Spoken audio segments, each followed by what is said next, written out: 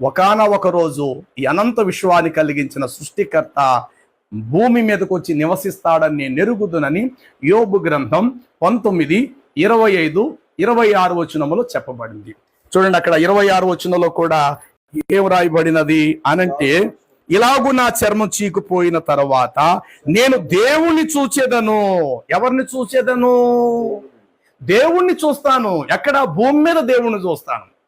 మరి దేవుడు ఎప్పుడైనా భూమి మీదకి వచ్చాడండి దేవుడుగా? మరి ఈ మాట ఎందుకు బైబిల్లో రాయబడింది? నిశ్చయముగా దేవుణ్ణి నేను చూసేదను.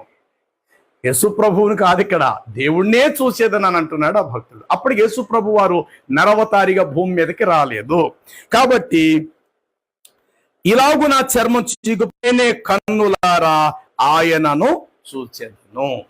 ఈ కారణంతో నేను ఇశ్రాయేలీల మధ్యకు వచ్చి నివసిస్తాను అని చెప్పినటువంటి ఆ దేవుడే దేవుడుగా వస్తే ఈ భూలోకము చోటు సరిపోదు కనుక ఆయన శరీరధారుడుగా, నరస్వరూపుడుగా, పరిశుద్ధుడుగా, మనలాంటి పుట్టుక వంటి వాడుగా కాక